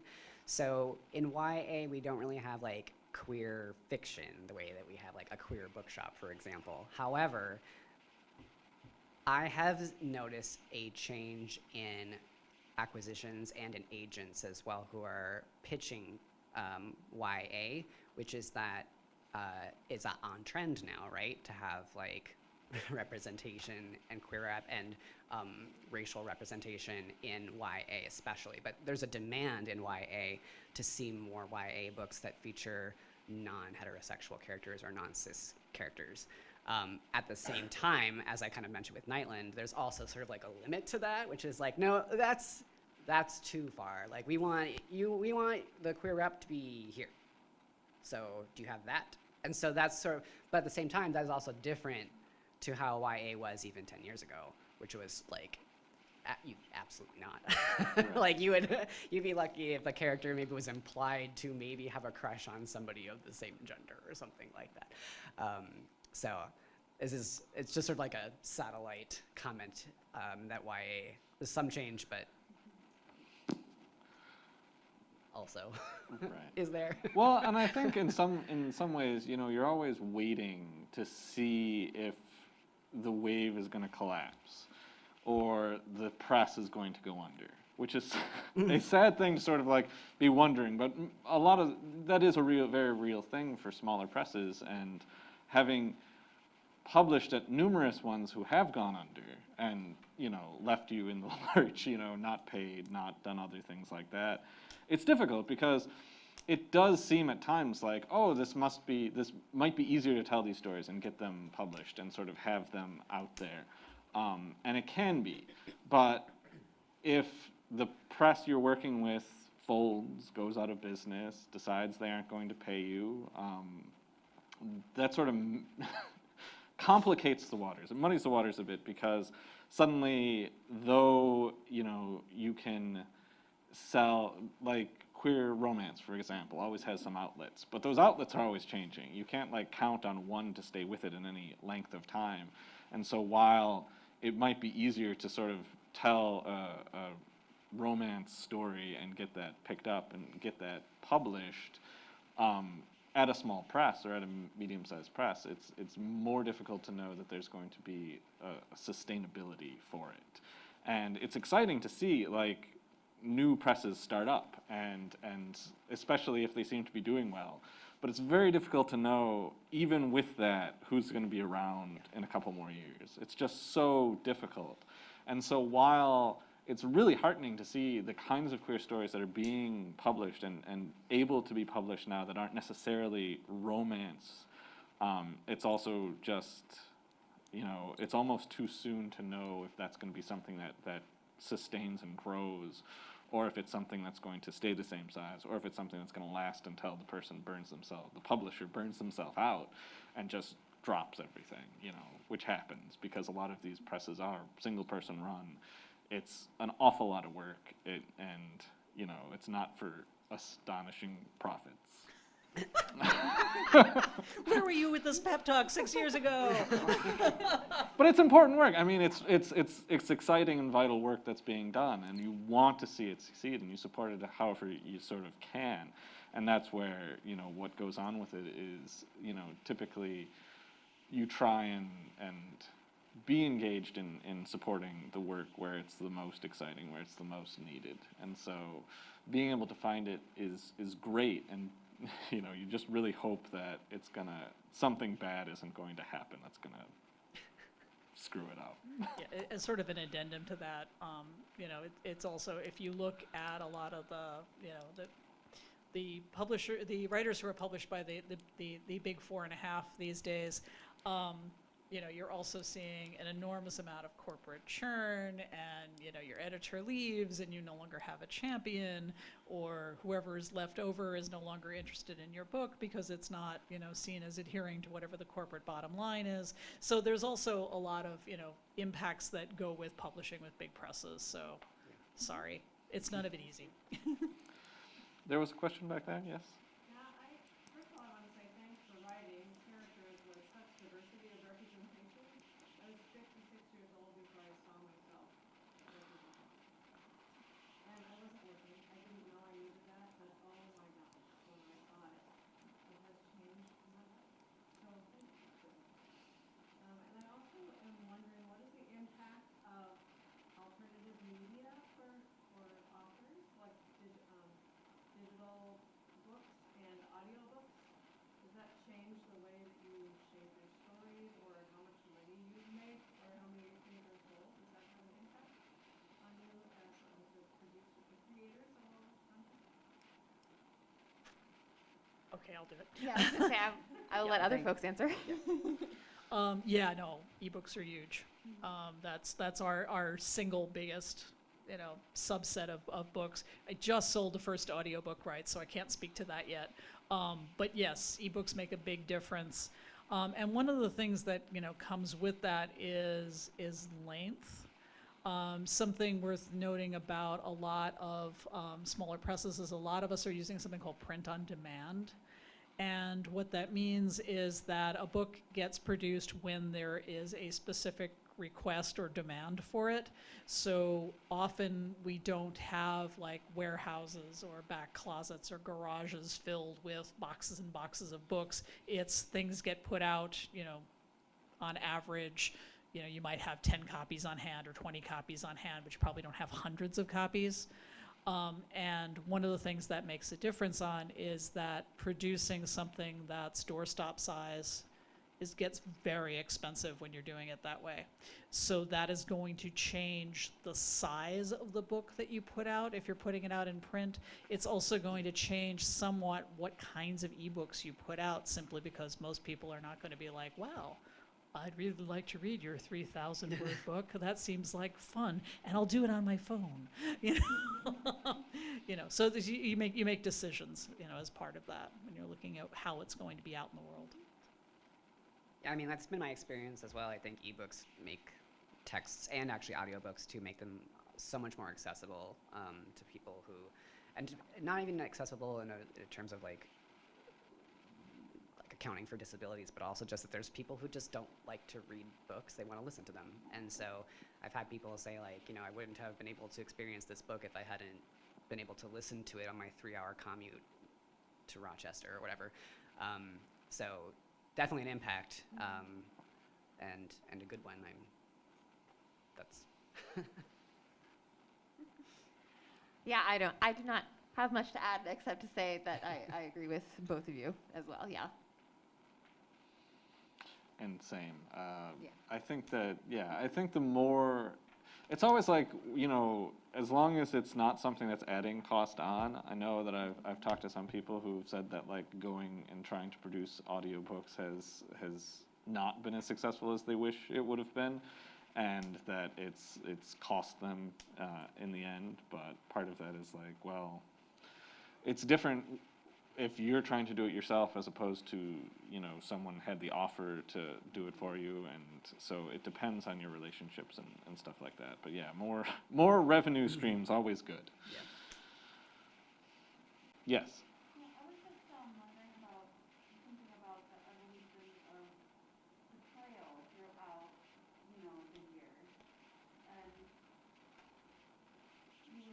the panelists were talking about, listening to people kind of a thing, and marginalizing how much we could say about queer relationship and standards of and things like that. So was any of that necessary to get to where we are now? What is next? What could have been done differently if we could do it over again? That's a different question.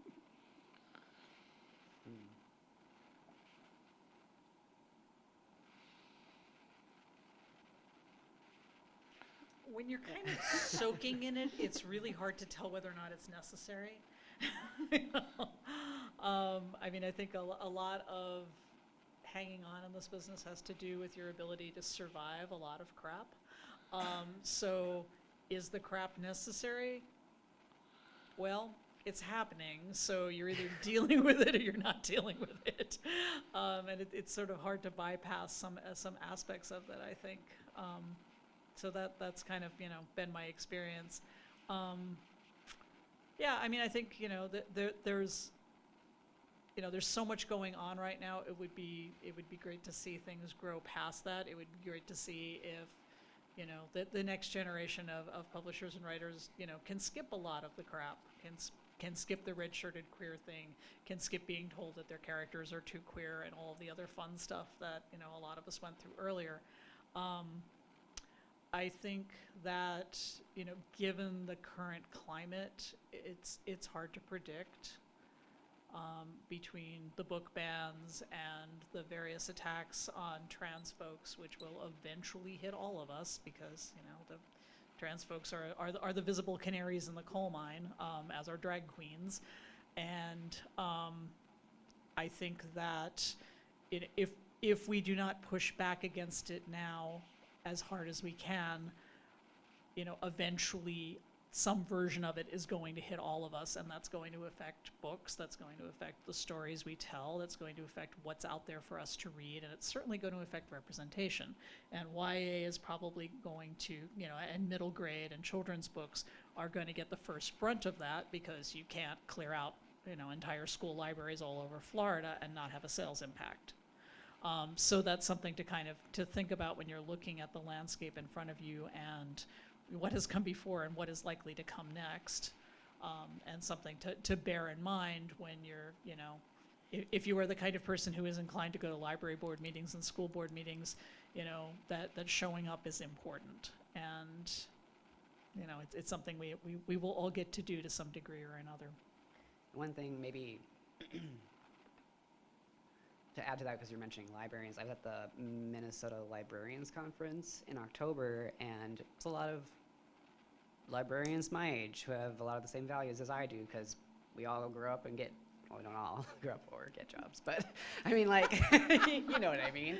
Like, at the Librarians Conference, most of the people in the room that came to the panel that I was on were, like, interested in buying books that show diversity and buying books from people who are, like, diverse authors and writers. So on that note, like, too, like, there is that, I don't know, it is changing just because the people that are working those jobs are changing, but also it's like we need to, like, protect those changes and help cultivate those changes to make sure that they stay, because, like Charles was talking about, like, you never know when that will go away. Yeah, and then just as a little coda here, you guys are talking about the future. I'll talk a little bit about the past and just, remind everybody that, queer folks have always existed, and we've been, like, writing for, like, a really long time. So you go back and read, like, 19th or early 20th century literature, and, like, we're still there. And we have always been there. It's just a matter of finding it and learning to read. And I think it's important to note that a lot of, like, the, was this necessary question hides to some extent that it was artificial.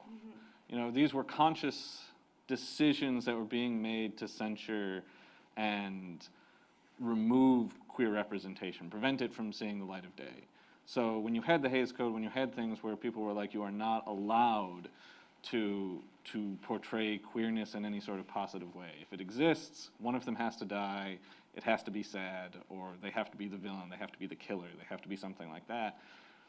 That wasn't just a natural occurrence. That was a codified, like, set of rules that existed for creating media.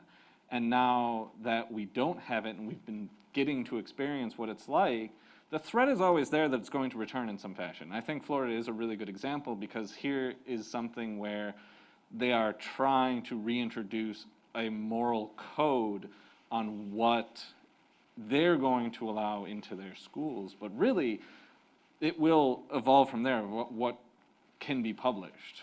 What can be published without the publisher getting sued. And if a publisher has to face, am I going to publish this story, but I am legally culpable, they will stop publishing it. That's just how they have shown themselves again and again. If they are going to have to deal with getting sued, if a state makes it legal to do that and the Supreme Court makes it okay and give people a chance of winning those lawsuits, it's going to change very quickly and sadly. And I don't want that, obviously. I think, and I don't necessarily think it will happen.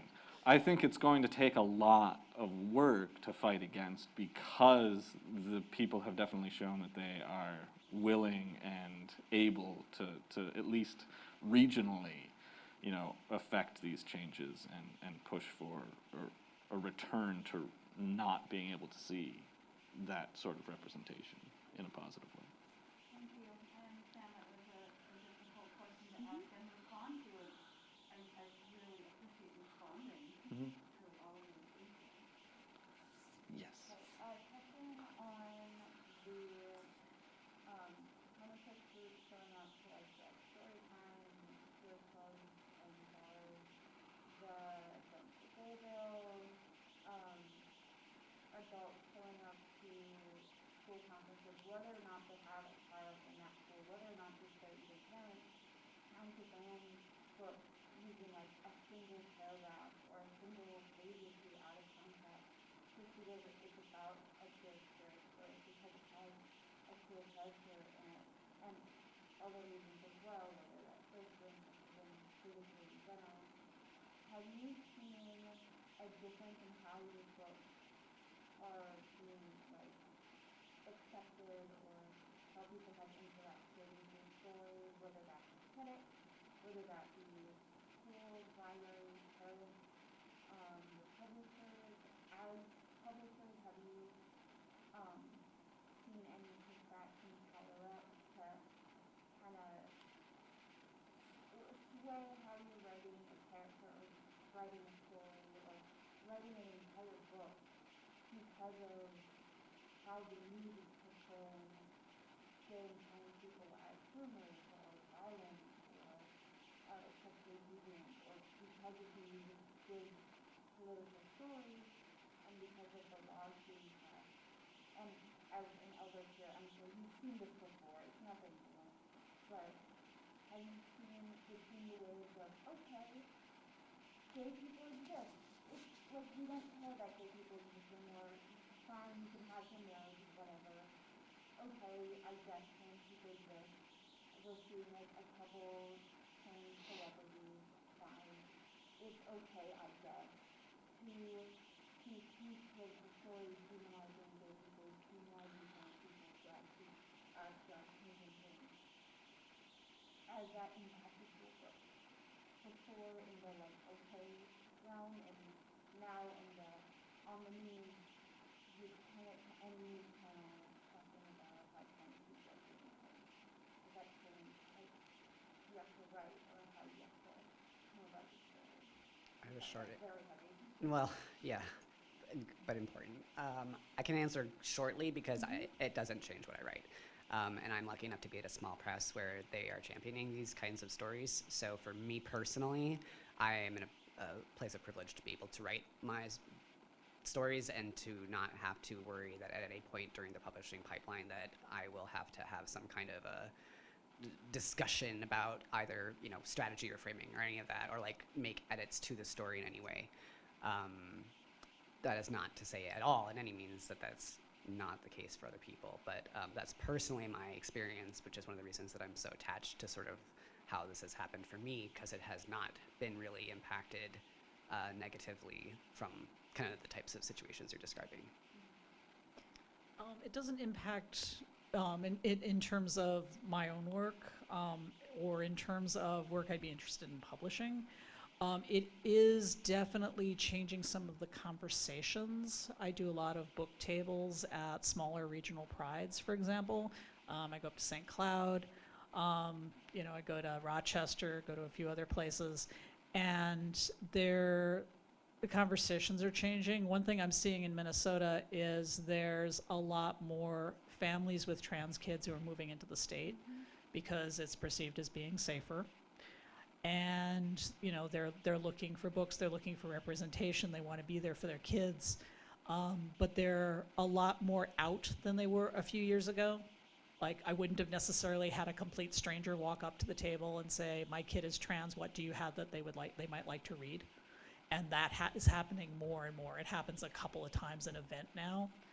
One of the reasons that I like to do the smaller city, smaller town prides is that, St. Cloud in particular is a place where if I go and set up a book table, people will come up to the table and consistently say, I've never seen myself in a book before, what do you have? So that kind of representation is very important. With that, you've also got, for a couple of years in a row, there were counter-protesters at St. Cloud Pride. And some of them were not particularly fun people.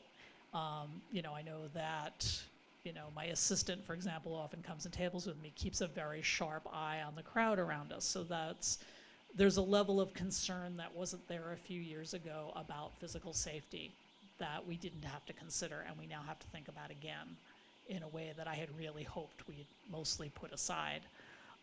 It's not going to stop us from doing it, but it's definitely an extra factor where it's about the harassment, it's about the concern, it's about, whether or not we'll still be able to have a pride. But with that, there's also, things like I was hanging out with the Sisters of Perpetual Indulgence at St. Cloud Pride because we've been tabling next to each other at, West St. Paul Pride. And so we were all hanging out having lunch. And this, adorable little blonde girl walked up, looked at one of them and said, "You are the most beautiful princess I've ever seen."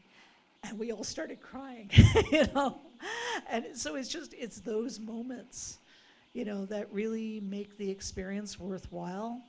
But you can't completely take it out of context, and it's still a thing to be reckoned with. So I think, personally, as a writer, like JM said, I am going to write what I am going to write.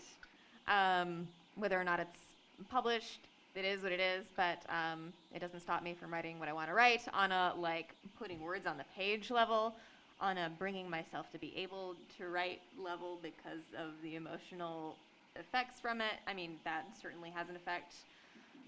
But as an editor, for me personally, it has, in fact, pushed me to try and publish specifically more trans voices in Strange Horizons, and that was a pretty conscious decision on my part. Yeah, I think the impulse to go louder sometimes, especially with what you're doing, it's no, I'm not going to be, intimidated or pushed back because of this. On the other hand, there's things that, are the reality that we're dealing with that is going to be impacting publishing and is impacting things like Twitter. Twitter is now different than it was before the fiasco with Musk. It's not as safe a place any longer, and it's getting less so.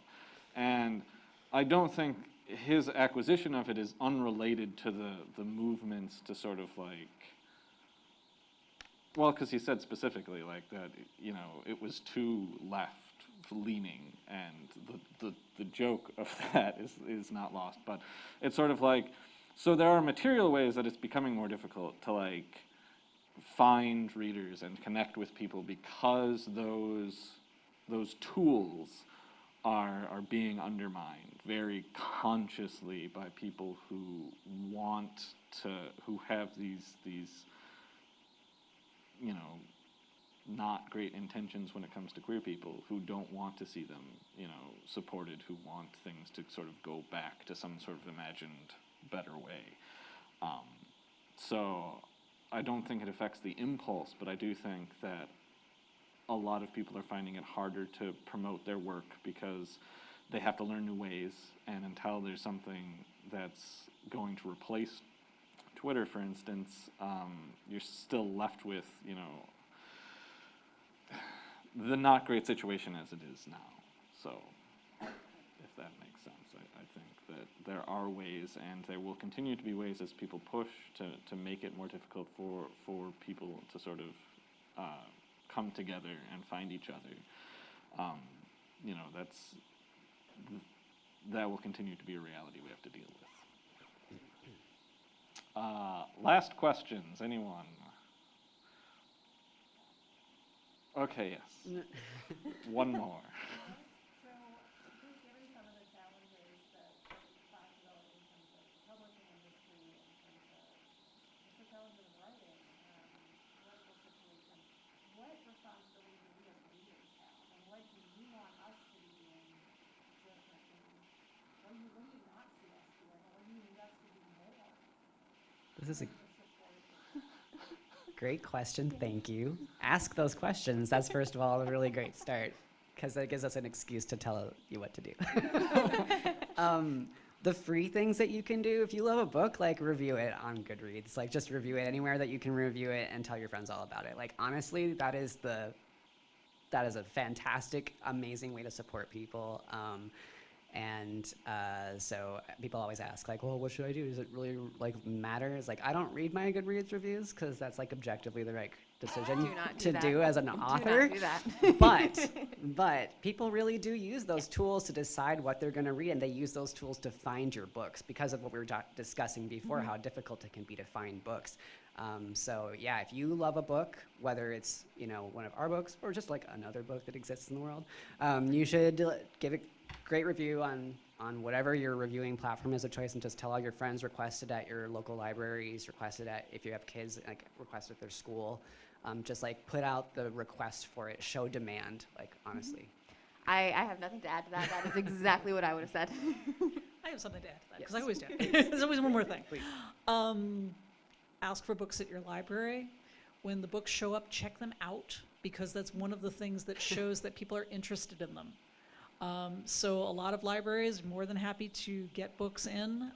You know, work with your library. If you've got a library card, most libraries will let you request books. You can ask for our books. You can ask for books in ebook. You can ask for books in print. You can ask for books in audiobooks. It's so cool because libraries are awesome. But once it comes in, it's got to be checked out. One of the things that for a couple of years, I worked with our local queer library in the Twin Cities, Quatrefoil. So if you're in Minneapolis, come visit. And we did a list for Pride Month for Hennepin County Library. And one of the things we ran into was that Hennepin County is very restrictive about the lists that they'll put up. So in order to do a Pride Month list, it had to be like a book in the catalog that there had to be 4 copies of at least.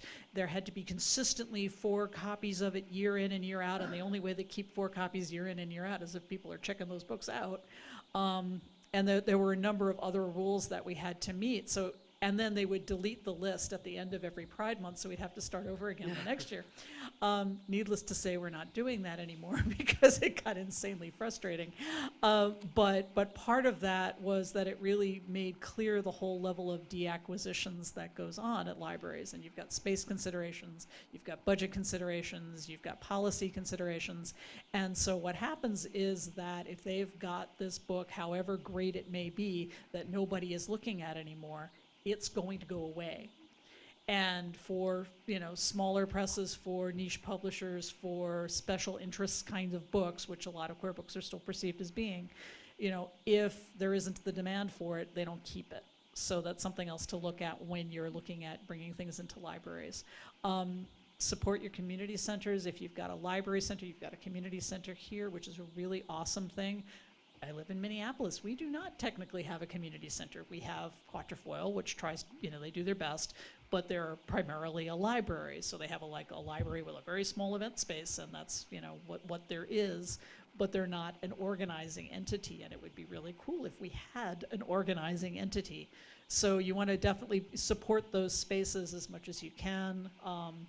You know, donate books, have book sales. I mean, trade books back and forth with your friends. You got something you like, see if they'd like to check it out. I mean, all of that helps keep queer books visible. And I think that if you're talking about, like, personally, like, as a reader, how can you, like, try to find new books and push outside? You know, diversifying where you're looking for your own recommendations can also be very helpful. And going to places that sort of, you know, if you're going to Goodreads and just looking at Goodreads and letting their algorithm point you to certain things, well, they probably don't have, they have their own priorities with those sorts of things. So trusting algorithms can be difficult. Knowing how to, or like where to go and look, there's national organizations that like Lambda Literary does a lot of lists and does reviews and things like that. Looking outside and trying to find reviewers or critics who sort of embody or who are, who resonate with you, but also whose job it is to sort of survey widely, because no one can read everything that's out there. There's so much being put out, even in queer publishing, that there's no single source that's going to work. So finding the people who can help you filter it out and help you find things that not only you're going to, like you're really excited to read, but that you wouldn't have been able to find otherwise is helpful. So being able to find book reviewers, being able to find, there's BookTube, which is like YouTube reviews of books. A lot of people are on there, a lot of different kinds of critics and stuff like that, who do really amazing work. And sometimes it takes listening to someone else gush about a book to realize that it's like, yes, that does sound really great, and then you can go out and find it. And then you're not stuck sort of like, I remember as a kid just like in the library being like, you go by the cover, you go by tour, you'd be like, that's a tour book, I'm going to read that one next. But then you're only reading tour books and you sort of get tunneled in. So finding your ways out is important. Okay, last. It's about this. Oh, okay, yes. Okay. I was a book buyer for the Moore system, which is this library. Even if, yes, it's really great to buy the book, because then they got that book, but it's only one purchase. If you get an unknown author into the Moore system, there's a lot of side things that happen, because when we see a request come in for an author, we generally think, well, are there more? Because I'll just buy the 3 on the side of it too, because it's likely I'm going to get that request, and I don't have to fill the thing out every time, and I can like do all their catalogs all at the same time, and it's a whole lot faster. And then the internal system will put them into lists, and it grabs external lists and relists them all inside of our website automatically. So put in requests at wherever your library card is from, whichever one in the more that is from, is the one that has to buy the book. Everyone that's requested is required to be purchased. They will be bought, every one of them. Any book you request. And it'll stay in the system, they stay in the system like a minimum of 4 years before they'll get turned. And I mean, they buy the sideways ones too. Like if you're gonna, no one's gonna request one book from a series, like it immediately will just like fire off buying the whole series. So no one buys one. So you get a lot of like additional benefits, and it creates, because we are all part of the library system of why did we show up here? But then you tell your friends to go in there and get them, because especially like a YA book, that thing maybe gets circulated 10 up to 15 times, possibly before a whole new copy is bought, because it's garbage. Like they're only printed so well, and we like books to look really, really, really sparkly new, so we buy a lot of them. Every time it's just like, buy a new book, because it's just, we use a bigger distributor, and it's not Amazon, and so you see it will also tell that distributor to pick up more copies, because the chain of a public library buying them is tangentially important. Because like Node lists, some of these external ones, they build them on our circulations too. Okay. Okay, we're technically a little over time, so I'm going to say thank you so much to our wonderful panelists for showing up. Thank you to all of you for being here to sort of be a part of this conversation with us. And yeah, thank you. Thanks for moderating.